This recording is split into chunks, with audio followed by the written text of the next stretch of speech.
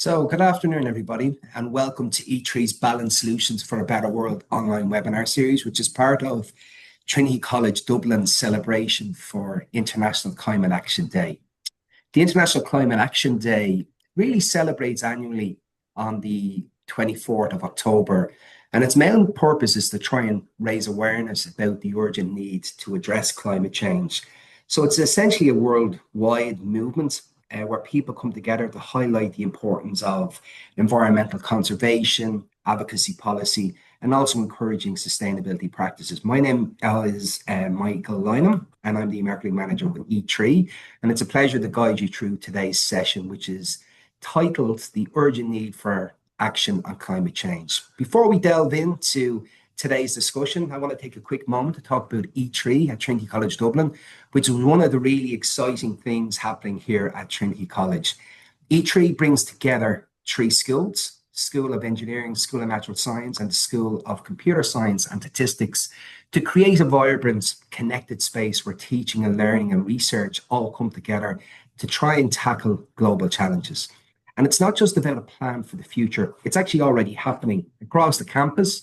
Teams from these three schools are working together side by side on projects that look at how technology, the environment, and the society intersect. So through E3, we see students and researchers collaborate in new ways, developing solutions that don't just advance science and engineering, but also help us live in a more sustainable and more fair way on the planet. And at the heart of E3 is really about multidisciplinary teaching and learning and innovation, bringing different perspectives together to solve global problems at a time where it's really, really needed, from areas such as climate change to resource management to emerging technologies.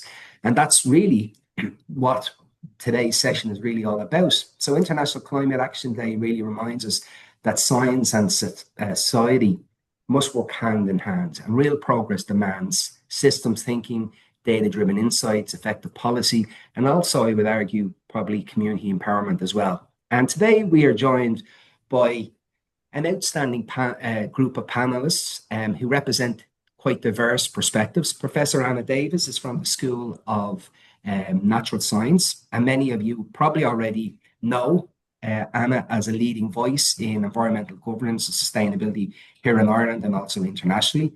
Anna directs the Environmental Governance Research Group at Trinity and also serves on steering committees for Trinity's Centre for Future Cities. And she also works on everything from climate policy to sustainable food systems. And her projects really showcase how research can drive real world change. So basically, if it's about rethinking how we live in a more sustainable manner, Anna's being there leading the conversation.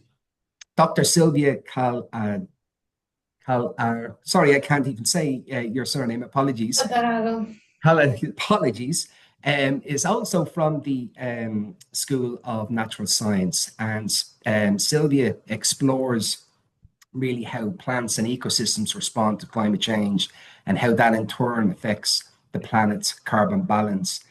Silvia also uses land surface and ecosystem models to help us understand how things like CO2 and nutrient cycles interact. And before joining Trinity, Silvia also was part of Microsoft's research center, and I think also part of the Max Planck Institute of Biogeochemistry. So she brings quite a vast depth of scientific insights and really a big, I suppose, picture view of how data and modeling can shape smarter climate action. Philip Treacy is from the Environmental Protection Agency, and Stephen leads out on the emission statistics team with the EPA's climate program, where he and his colleagues track Ireland's greenhouse gases and air pollutants data.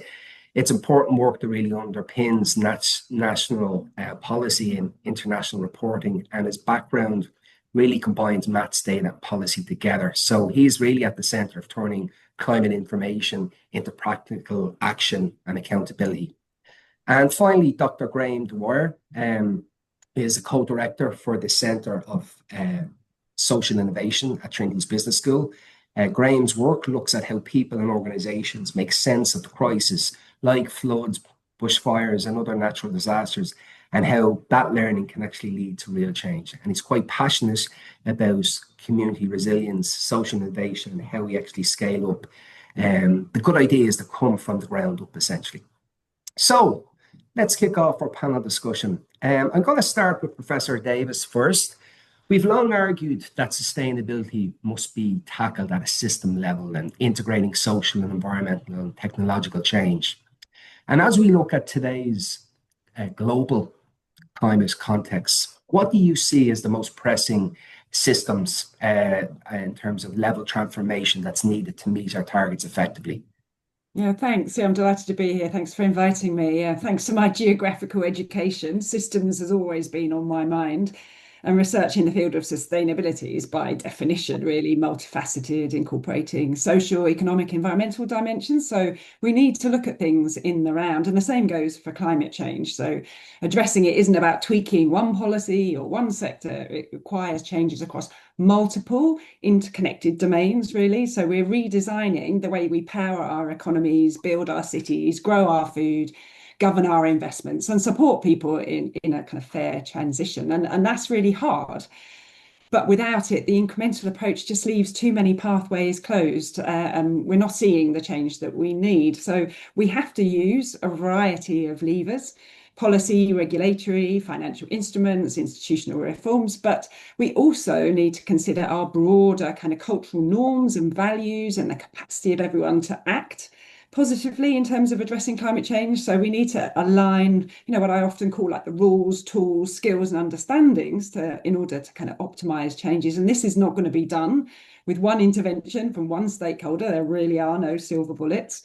And each domain requires change from energy to water to food and shelter and everything else in between. But if I was pushed to ask for a fundamental way, I think it's about how values identified, counted and rewarded. And these issues have long underpinned what research that I do. So who's involved in saying what's valuable? How are those values compared and prioritized? Who wins and loses as a result of that prioritization? And how to better link these values to investment in order to support systems change for climate action as a public good. I saw yesterday in the news there was coverage of research conducted by LSE, which showed that no major bank has yet committed to stopping funding new oil and gas fields and coal capacity. In fact, the banks have weakened their disclosures in the current geopolitical environment with changing the language that they use from commitments and targets to ambitions and aspirations. So ultimately, innovations alone, and there are many of them in the climate action space, so they won't scale unless policy and investment architectures around kind of support them. So that's kind of where I'm really at the minute. Thank you for that. Silvia, from your work modeling the carbon cycle, how does the data reflect those same systematic pressures? And are you seeing trends that suggest that our current pace of change, or maybe a lack of, is altering natural, I suppose, feedbacks within ecosystems? Well, that's an interesting question, and I think there is sometimes a slight disconnect between the way that we predict the future and how we look at the actions in the present. Because the models are made every sort of like 7 years, and then we build a bunch of scenarios, and then we go and say, okay, this is what's going to happen up until the end of the century. So it's sometimes difficult to get in those perhaps smaller changes that we're making at national societal level and so on, and see what kind of impact those have. But something that has come out of recent research, and the more we're looking at the data, it looks like we are in some of the worst scenarios than we were expecting. So for a while, you might have heard about this like middle of the road kind of scenario. We're just expecting, okay, we're sort of doing the same thing. It's not great. But some of the data that's come out in relation in particular to sea temperature rising, those look like we're pushing towards some of the worst things. And it's possible that is to do with our slow or lack of action around climate. Stephen, picking up on those insights from both Silvia and Anna, how does the EPA bridge the gap between what the data tells us and what actually policy is actually implementing on the ground. And I suppose a follow-up question to that would be, where do you see the disconnect between our climate ambitions and climate action? Yeah, well, I mean, the EPA reports in our State of the Environment report every few years on how environmental performance across all environmental domains and sectors is happening.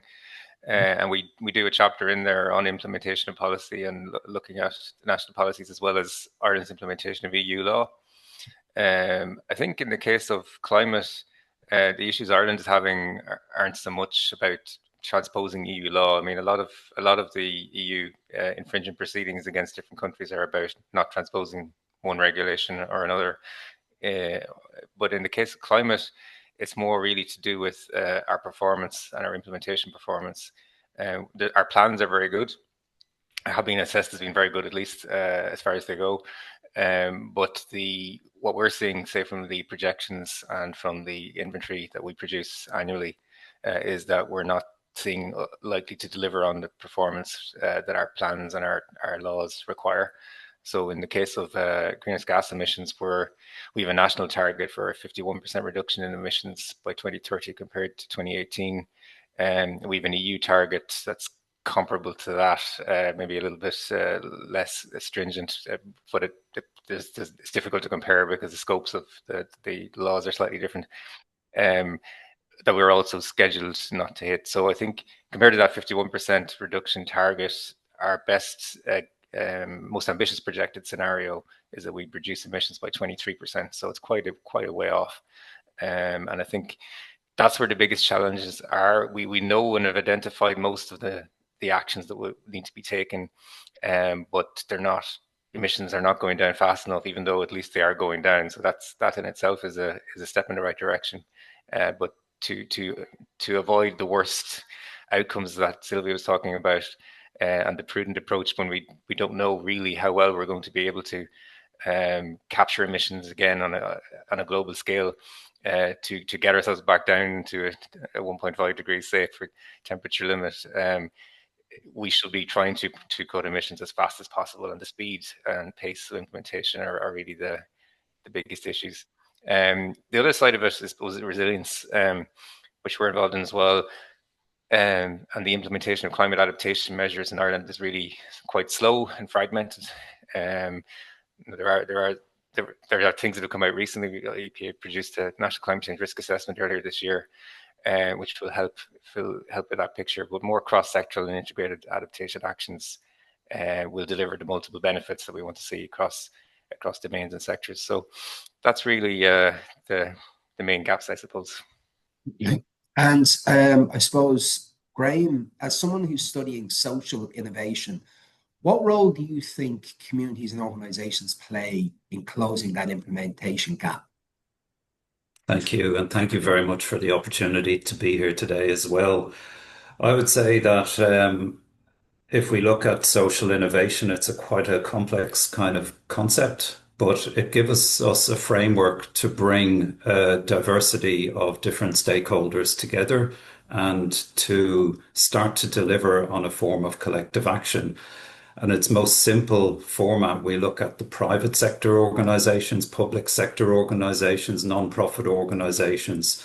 But then there's an enmeshing of those and an intertwining, which gives rise to something that I think is very exciting, which is the concept of hybrid organizations. That means all of the different types of communities of practice that exist within organizations actually have the opportunity to contribute their expertise.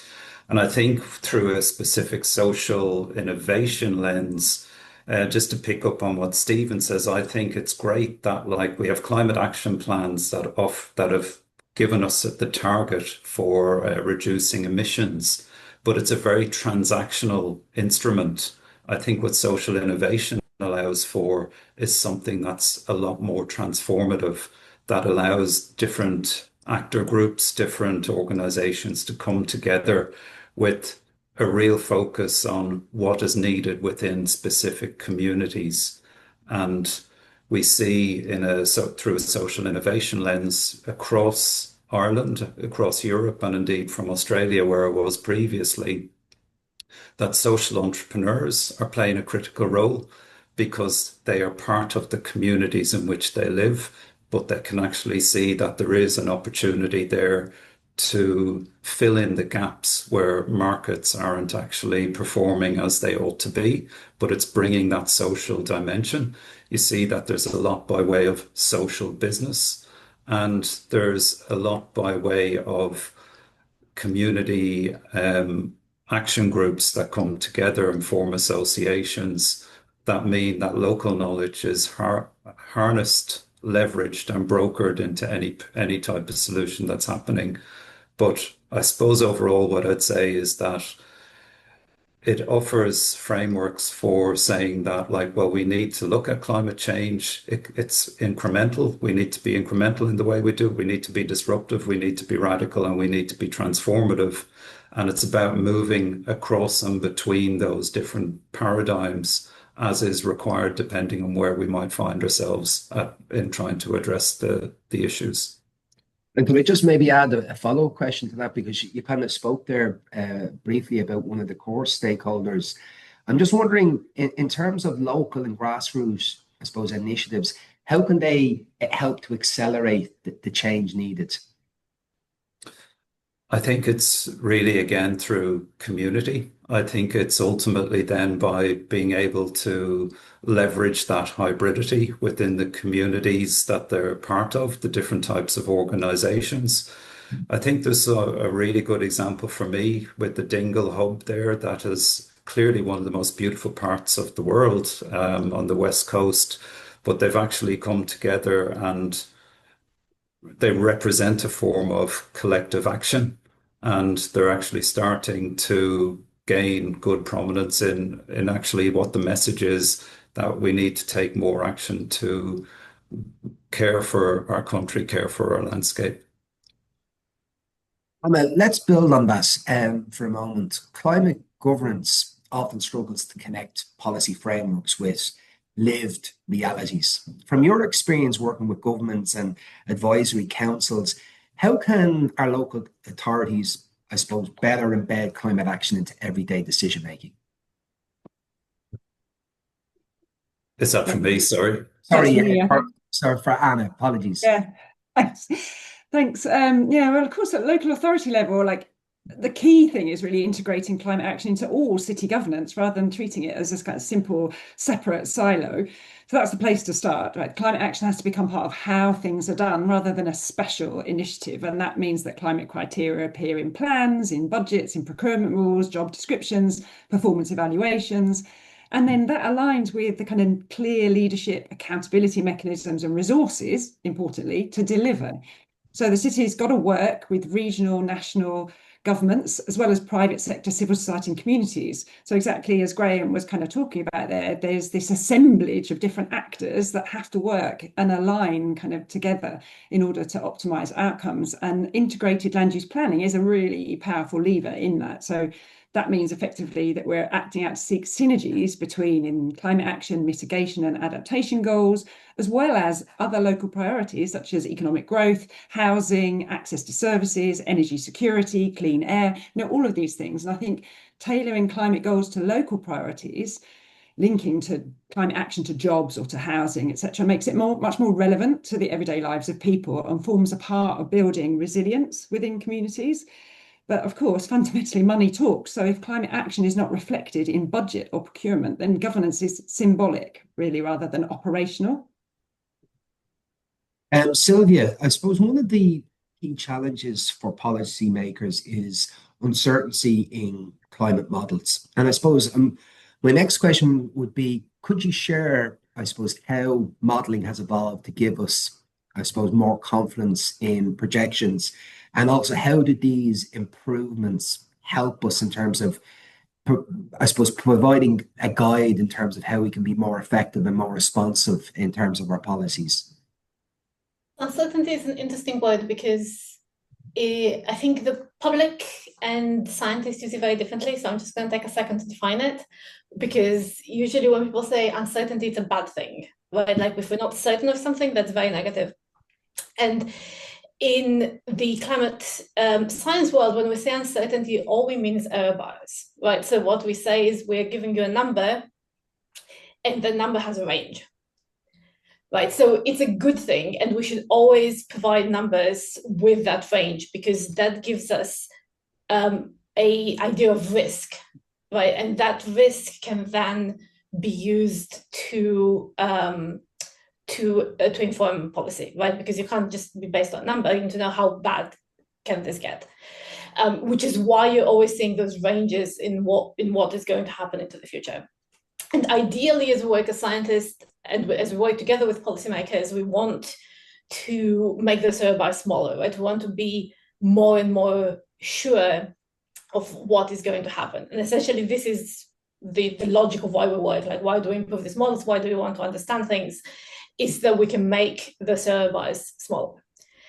However, I think there are certain processes where even if the uncertainty is still high, if the error bars are still big, they're really, really important. So if we're talking about things like tipping points and more extreme events, even though we're working on those, the uncertainty is still high, but it doesn't mean that people shouldn't take action on them, right?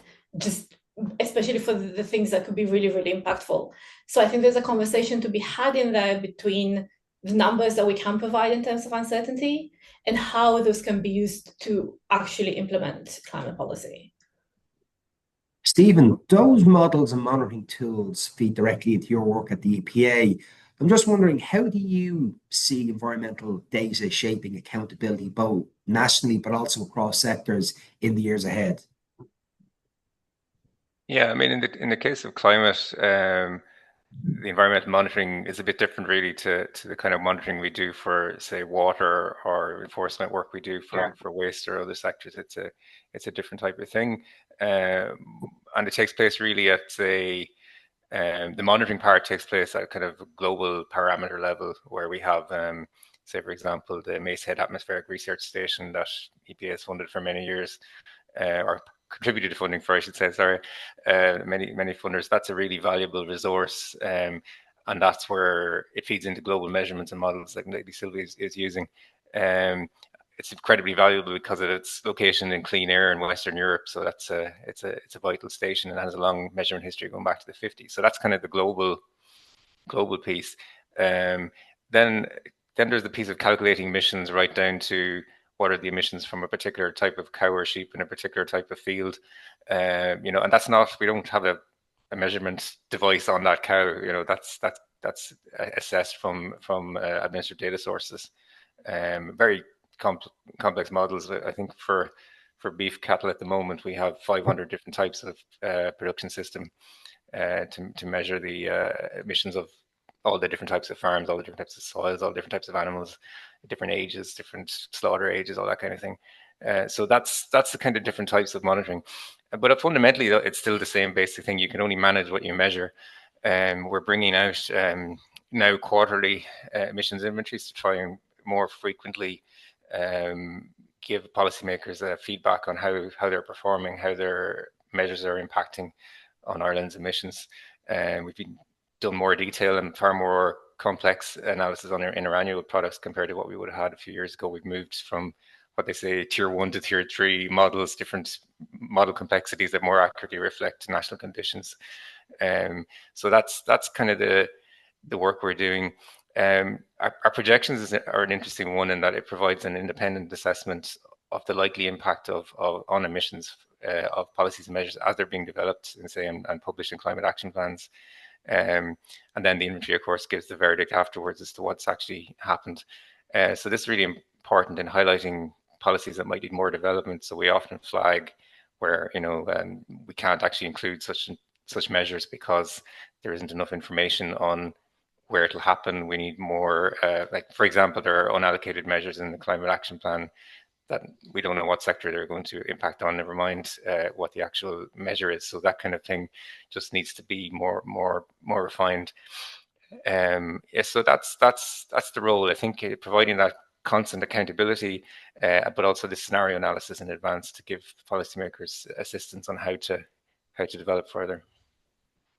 Graham, data is one thing, but as we all know, human behavior is another. And I suppose from your research on change and learning within organizations, how do we move from awareness to action, especially in large systems like emergency management and corporate responsibility or sustainability, should I say?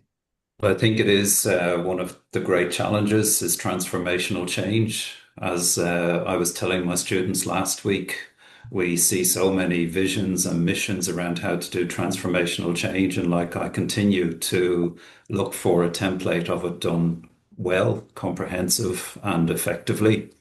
I think for me, what I've seen is that ultimately we have to look at the different levels. And I think we have to look at the individual level, we have to look at the group level, and we have to look at the organizational level and then on to societal level.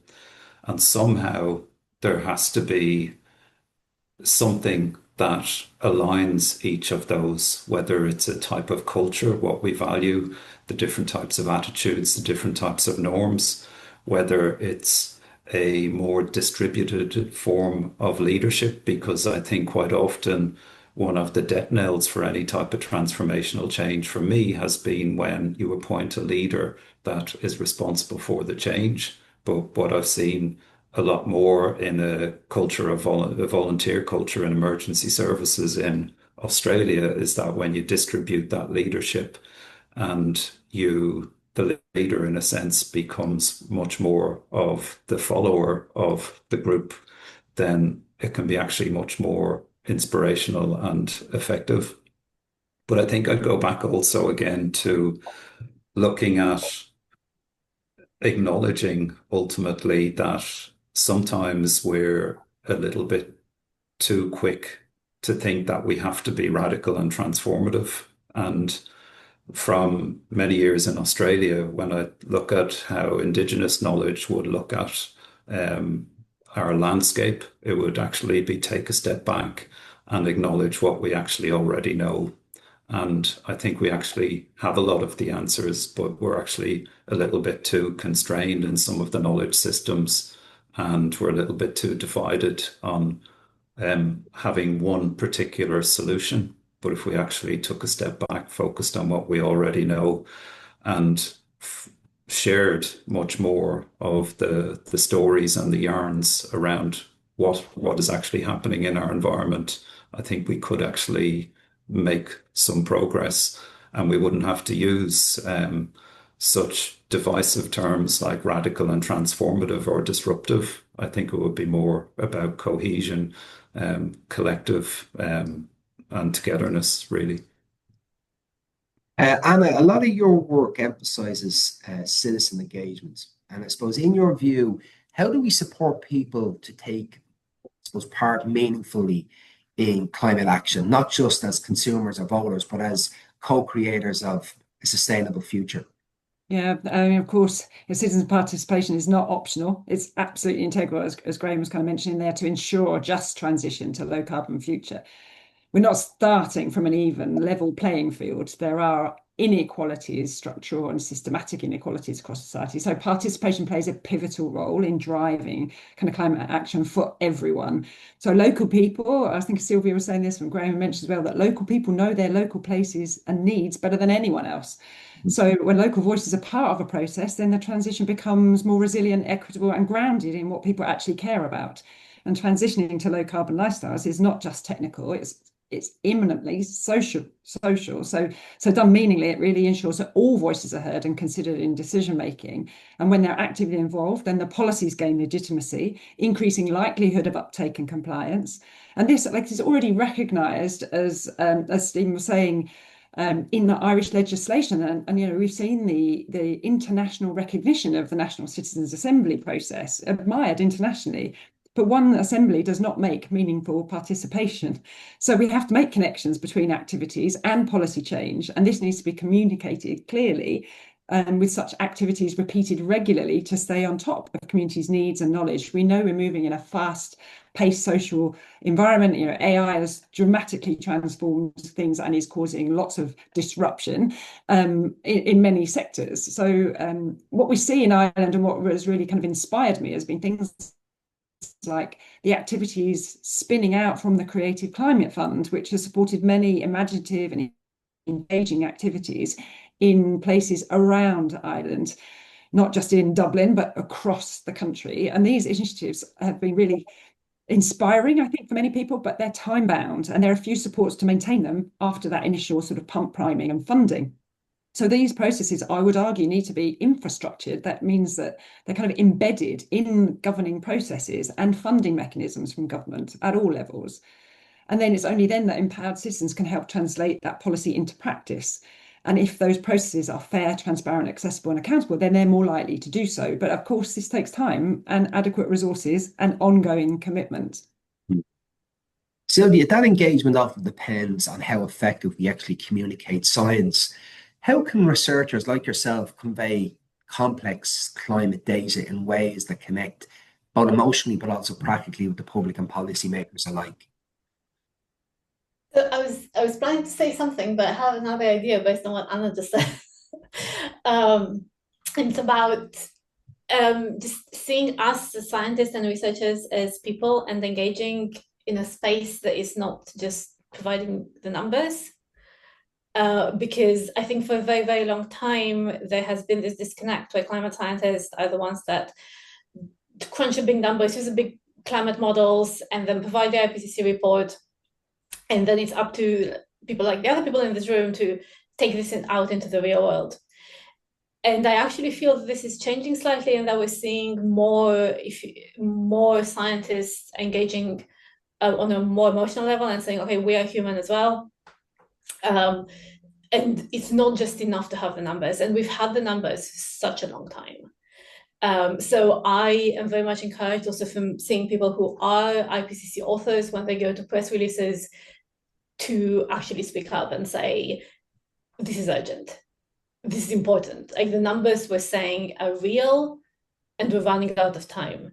So actually adding that also, what is considered personal opinion, we're not supposed to do that as scientists, but actually that's not true, right? It's not, giving you the numbers is not sufficient. So actually getting involved on different levels that are not simply the pure mathematical one, I think it's really helpful. And then that also helps us think about how we communicate the numbers that we do know and how we can communicate those in a more effective way. Stephen, collaboration is at the heart of progress. And I'm just wondering, from your experience, what kind of cross-sectoral partnerships or innovations are giving you hope right now, and where we're seeing examples where policy and research and industry are truly working together collaboratively? Yeah, well, I think Rosanna said it already. It's climate action is something that affects everyone, and it's not something that's optional for one group or another to be involved in. But what can often happen is you get debates with one sector pointing fingers at other sectors, and it becomes divisive. And I think at the official level, at least, I would say we've experienced that people are collaborating together, departments and agencies in particular.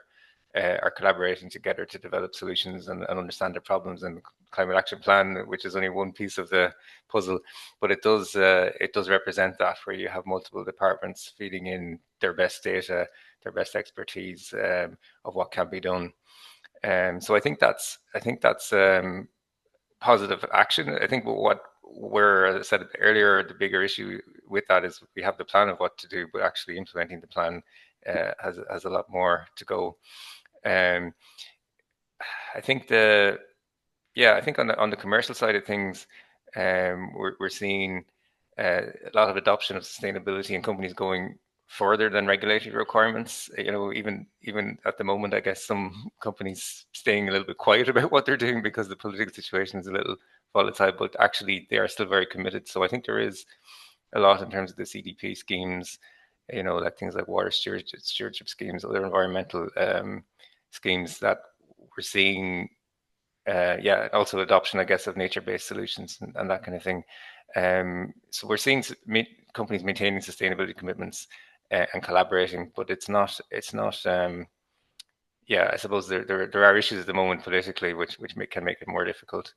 In terms of innovation, I think it's a positive thing and a negative thing perhaps in some ways. So for good or for ill, technological progress is very hard to stop. The Luddites tried it back in the 19th century and it didn't work. But it is so, from a positive perspective, I think we can see that some of the technologies like EVs, for example, renewables, solar power in particular in China, the scale of the increases there are mind blowing in terms of the amount of gigawatts being added every month.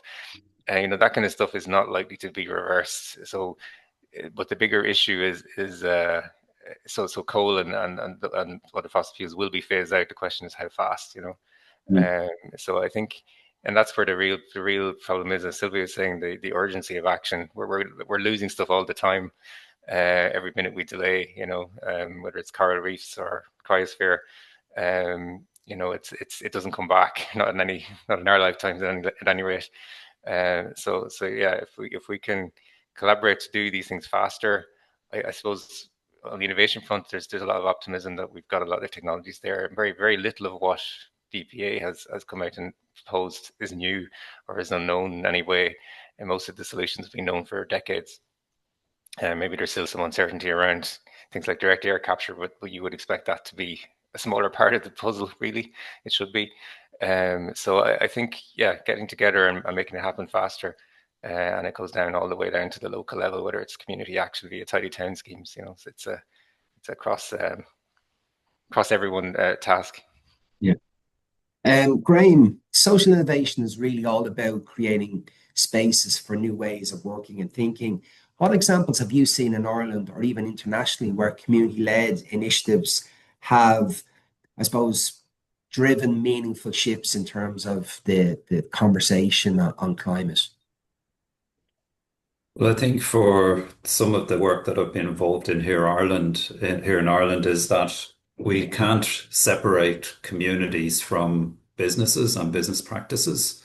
And what I see a lot of is Ireland has quite an exciting culture of social entrepreneurship and social entrepreneurs. And three social enterprises that I in particular follow: Grow It Yourself, for example, a community-led initiative by a social entrepreneur to encourage people to actually achieve sustainable outcomes by growing their own fruits and vegetables according to seasons. There's Education for Sustainability, where you see somebody has developed an 8-week program for children so that they start to become a little bit climate literate from primary school ages. And then there's Change by Degrees, where it's actually mobilizing communities to actually engage with nature as they find it in their local community. I think too, it's one that I was involved in Australia was Steer North. And the lessons from that for me was, while we were focused on cancer research and patient care across Australia, what I saw was very powerful again was that mobile communities where a group of bike riders can bring the message of how we can learn and implement so much that we don't actually need the policymakers for. For example, that was in relation to curable or preventable cancers. I've no doubt that there'd be other things that we could do with more mobile communities in relation to addressing climate action, climate change, and sustainability. So they'd be just some examples that come to mind.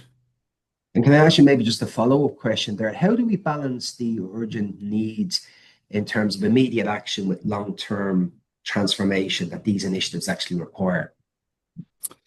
Fortunately, I don't have the answer, but I do think it actually somewhere it resides in acknowledging that communities have an incredible amount of local knowledge. And I think maybe we have to acknowledge that work is actually happening. It just might not be recorded in the way that we as social scientists or other types of scientists would do. But I think for me, it goes back to this idea of relationality, where how can we actually relate to what the issues are? And I think we have a very good idea in a transactional sense, like let's lower the emissions across the 6 different sectors. But it's the challenge does actually remain then to actually relate to the challenges that those sectors will have to reduce those emissions, and how do we get behind them and support them. And I think we also have to acknowledge that we've got to support social entrepreneurs and social business leaders, because they've recognized what the challenges are. They've created hybrid organizations that work across private sector, public sector, non-profit, but the supports for them are very scant. I mean, they're working on a commitment to what they see as being a social problem, but the burnout is really, really huge, because you're essentially putting your life on hold to try and fix an issue that both private sector, or that public sector, private sector, and non-profit sectors are grappling with. So I think we've got to get behind our communities of people who actually step out and seek to address a lot of the issues that we already know about. If we put as much funding maybe into some of those initiatives as we did to some of the big policy initiatives, maybe we might start to see some change.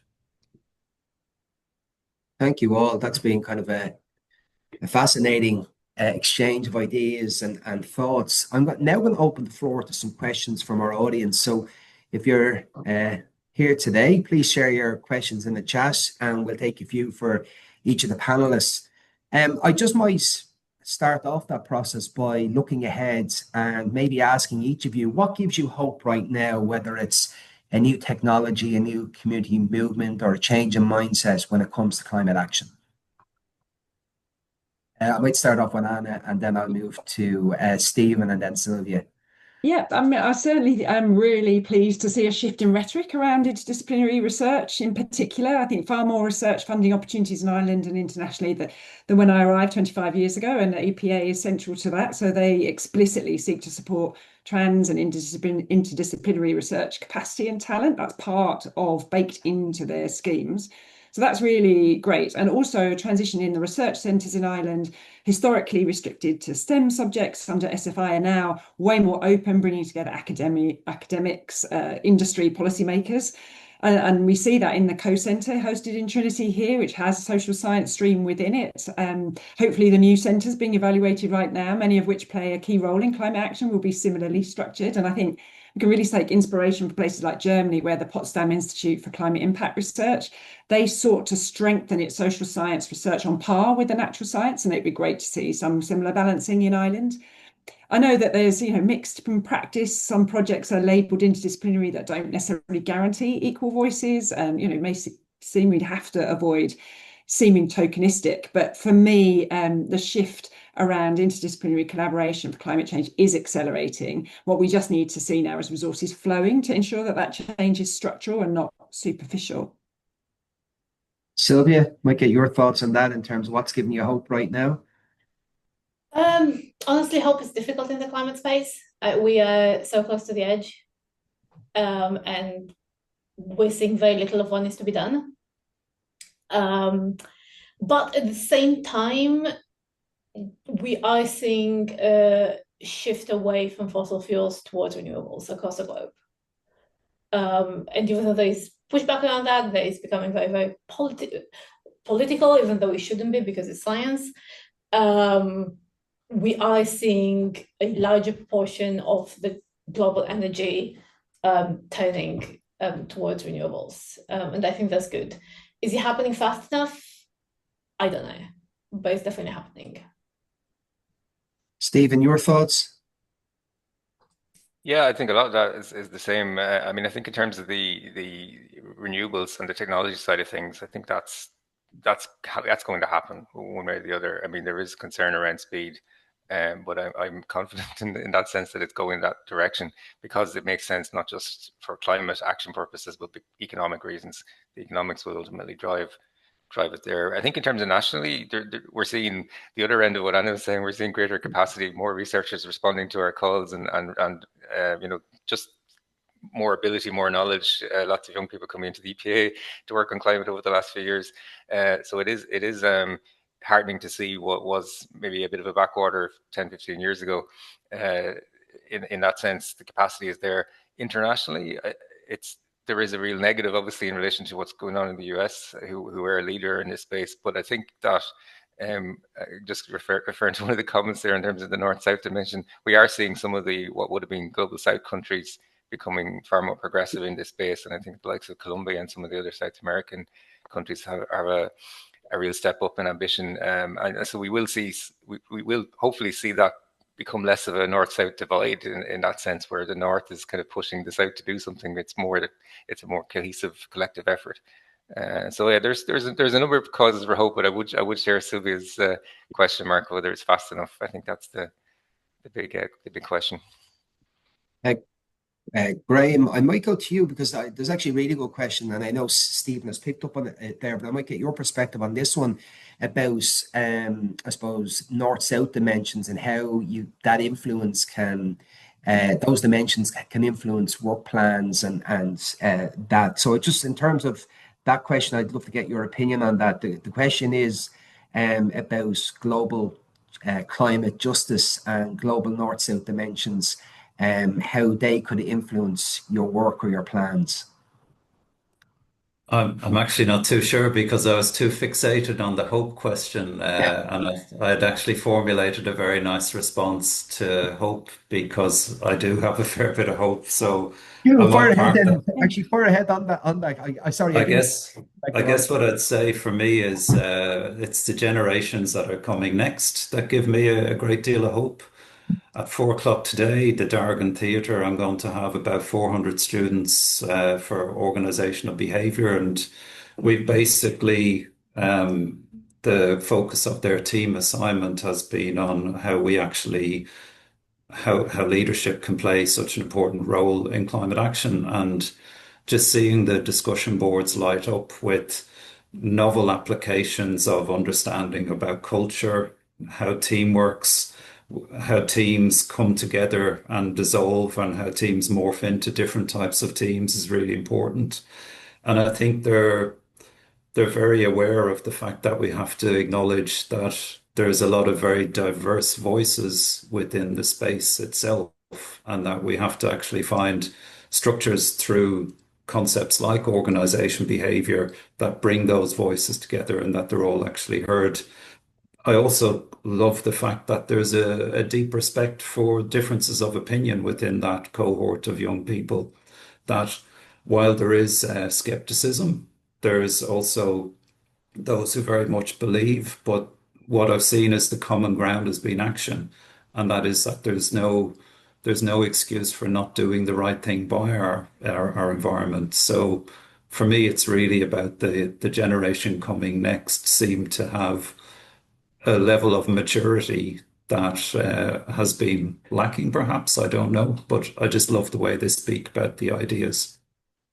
Thank you. And I might get your perspective just on the North-South dimension and how that influences, work plans and ideas. Yeah, we're learning a lot from activities in the Global South, I would say, in terms of climate action adaptation, as the places where this is being felt the hardest by people who are least sometimes able to deal with that. I mean, I'm not an expert, but certainly there are people in Trinity who work explicitly on these issues around climate justice, thinking of Susan Murphy in geography here as well, who's done a lot of work in that space collaboratively with universities based in the Global South, but also working on the broader issues of global climate justice. And of course, Linda Hogan in ecumenics also deals with these issues of justice and ethics in not necessarily in a geographical sense between global north and south. We could argue a lot about those terms themselves. But certainly that's where we see lots of first mover experiments on the ground of implementation. And we need to learn a lot from those kinds of activities, I would say. We have a question here from Professor Iris Muller. Is a type of Future Generations Act not what Ireland really needs? And what are the chances of getting it? Anyone like to take that question? I think it's the experience internationally suggests that it does create a shift in perspective, placing that at the heart. I mean, it's a shame that it's needed. In a sense, you would hope that all governments were heavily focused on future generations and sustainability. But if it needs to have an act that really articulates that explicitly, no harm. But as mentioned in some of these sort of question responses today, it costs a lot to create institutions and bureaucracy and processes and mechanisms. And, we don't want these kinds of developments to be a barrier to implementation and action. We already, as Stephen has said, have strong plans. We need to focus on the kind of implementation to meet the urgent needs that Silvia is flagging to us. Yeah, go ahead, Silvia. Yeah, if I can just jump in. I feel that sometimes the next generation framing is not really putting the urgency on it that it needs, because we are seeing the climate impacts today. Right, we're seeing storms, we're seeing sea level rise, we're seeing droughts, we're seeing heat waves that are affecting people's livelihoods, and in many cases are killing people. And I think that perspective pushes people to do more. Right, because it's very easy to say, oh, we're going to plant something in 20 years, 30 years, because it's the next generation. But if it is the people now that are being threatened, then perhaps we can move a little bit faster. I have another question here. As a social entrepreneur based around biodiversity and nature loss, would you have any suggestions on how to scale this rapidly in Dublin City? I guess what I'd say, and I think it's for anybody in the space of social innovation, and I do feel that we put such a burden on people who take the initiative in this space to scale. It is absolutely important to achieve a level of scale that the business can actually itself be sustainable while delivering on its social mission. But it seems for me, it's the big, and I saw the question there. To me, it's the big thing that tends to burn out our social entrepreneurs a lot, like because they get so far, and then it's like, well, how do we actually scale to continue with the social mission? I suppose there's some pragmatic things like sustainable development goals are something that a lot of very significant multinational organizations have to deliver upon. And I think it's fine building partnerships, collaborations, and relationships there that can help to sustain the social entrepreneur, but also do a lot of what we're focused on here today, which is trying to achieve change, whether it's incremental or radical or transformative. But unfortunately, it's a it's the ongoing challenge for people who work in that space of being a social entrepreneur. And if there's scope for hearing the questioner offer a perspective, that would be great too. I have another question that I just would like to ask. If you could give one piece of advice to students or young researchers who want to work in the space, what would it be? Might go to Stephen on that if you have any advice from a practitioner working in industry. In industry or students? Yeah, well, I suppose as an employer, I guess, of many students in this climate space over the years, like you said in your CVs, we're hiring at the moment. But it is it's a growing area. I think it's a really great place to work right now, insofar as it's highly relevant. It's interdisciplinary, as the guys were saying. There's so much you can contribute from no matter what discipline you're working in. And it is a climate emergency. It's what the world needs. So yeah, go for it. Silvia, might go to you on that one. I think, yeah, it's sort of what was already said. There are a lot of opportunities both in research and industry and policy. And it is an opportunity to do something that you're passionate about and also get paid, which doesn't happen frequently in life. But it's also extremely depressing.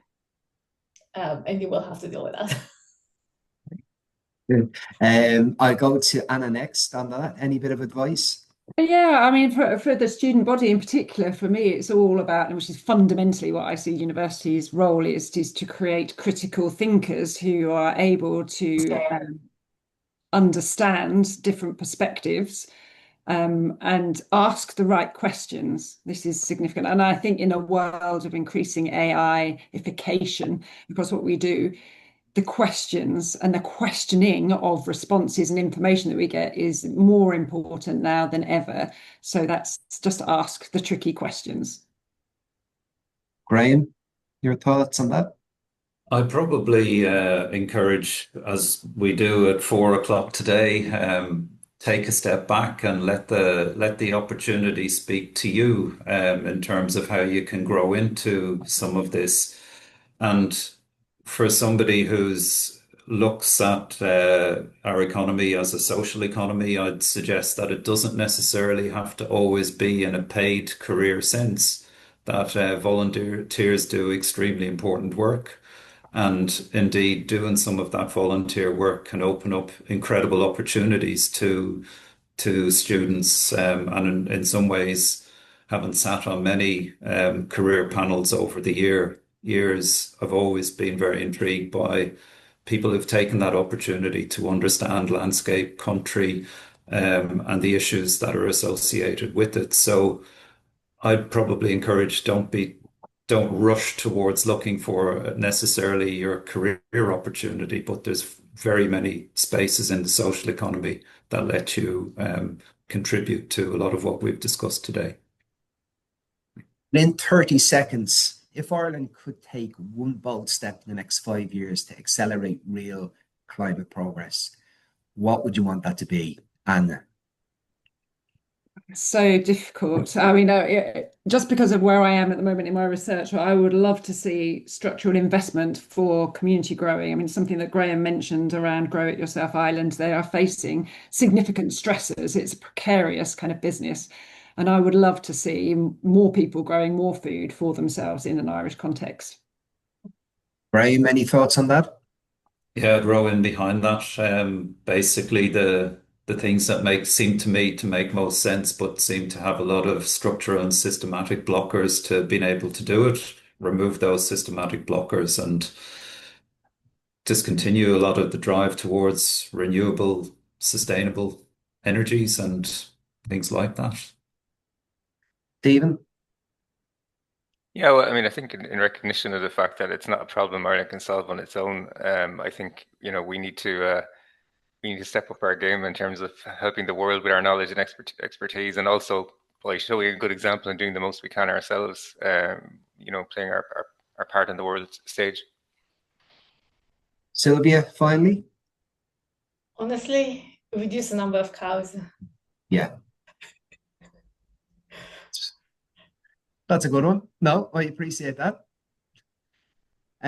Thank you all very, very much for such an engaging session for the last hour. I suppose as we wrap up, I suppose a few themes clearly stood out for me anyway.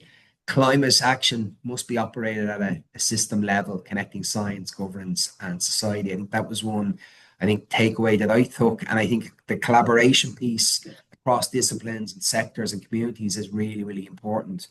And I think finally then data policy and innovation only matters really when it's actually translated into raw inclusive action. So I think on behalf of E3 at Trinity College Dublin, I'd like to sincerely thank each of the panelists, Professor Anna Davies, Dr. Silvia Caldararu, and Stephen Treacy, and also Dr. Graham Dwyer. And thank you all for logging on today, those in attendance today's session.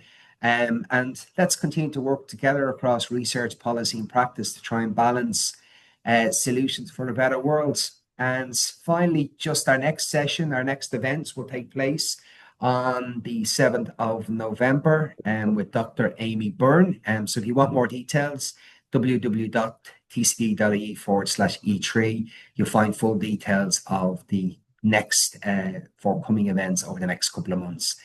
Thank you all and enjoy the rest of International Climate Action Day. So thank you again. Thank you. Thanks everyone.